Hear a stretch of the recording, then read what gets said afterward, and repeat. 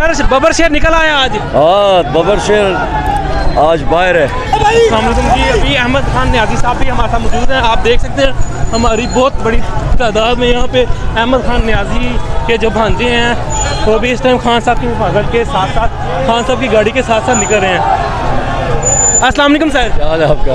हाँ सर बबर शेर निकल आया आज। हाँ, बबर शेर आज बाहर है। तो सर जिस तरह की आज सड़कें आज फिर बंद की हैं, जिस तरह रोका गया, क्या कहेंगे आप?